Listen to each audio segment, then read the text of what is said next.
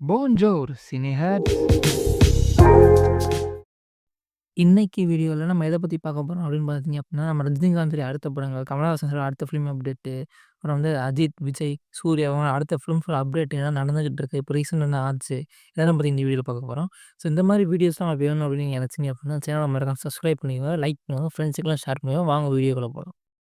Actor ரஜினிகாந்த பொறுத்தவரைக்கும் பார்த்தீங்க அப்புட்ன்னா, அவருடைய கூலி படம் வந்து வர மாசம் வருது. ஸோ, அதில வந்து பார்த்தீங்க அப்புட்ன்னா, சிவகார்த்திகேயனோட கேமியோ இருக்குன்னு எக்ஸ்பெக்டேஷன் இருக்குது. ஏன் அப்படின்னு பார்த்தீங்க அப்புட்ன்னா, அமீர் கானுடைய ரீசென்ட்டான ஒரு போஸ்ட்ல வந்து சிவகார்த்திகேயன் வந்து டேக் பண்ணி விட்டார் தெரியாம. ஸோ, அதனால தான் வந்து ஃபேன்ஸ் எல்லாருமே சேர்ந்து, இதில வந்து எஸ்கே இருப்பாரு அப்படின்னு சொல்லிட்டு ஒரு நியூஸ் வருது. இது எவ்வளோ உண்மைன்னு தெரியல. அது எதுக்கு தான் டேக் பண்ணாங்கன்னு தெரியல. பட் இருக்க சான்சஸ் ஹையா இருக்கு.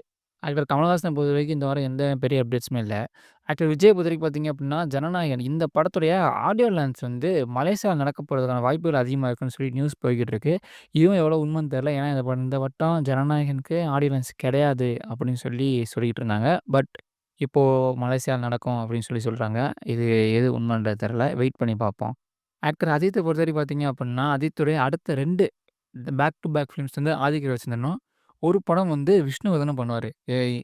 ஏகே 64, 65 ஆதிக்கு, 66 வந்து விஷ்ணுவர்தன் பண்ணுவாரு.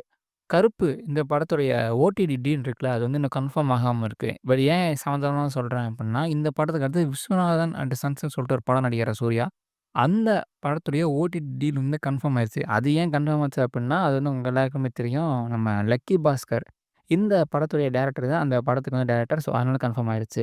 இது ஏன் எனக்கு கன்ஃபார்ம் ஆகிருக்குன்னா, ஆர்ஜே பாலாஜினாலயா இல்ல சூர்யானாலயான்னு தெரியல.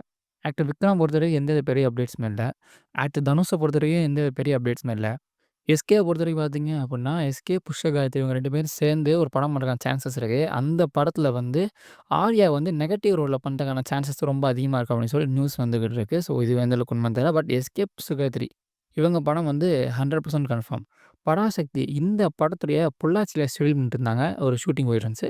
இப்போ அந்த ஷூட்டிங் வந்து கம்ப்ளீட் பண்ணிட்டு, பராசக்தியோட ஷூட்டிங் முடிச்சுட்டு பொள்ளாச்சியிலேருந்து இப்போ அடுத்து வேற ஊருக்கு போப்போறாங்க. இதுக்கு முன்னாடி வந்து ஸ்ரீலங்கால நடந்துச்சு. இப்போ சென்னை வருவாங்கன்னு நெனைக்கிறேன்.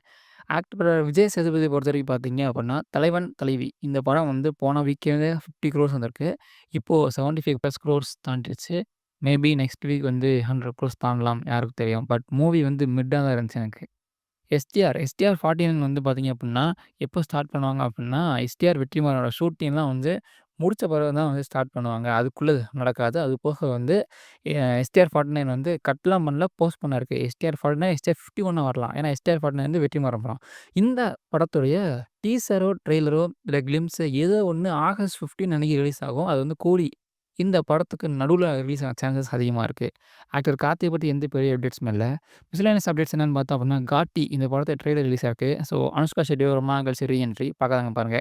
ஸ்பைடர் மேன் கிராண்ட் அந்த படத்துடைய ஒரு பிக்சர்ஸ்லாம் லீக் ஆயிருக்கு. ஸோ, அதுவும் பாருங்க.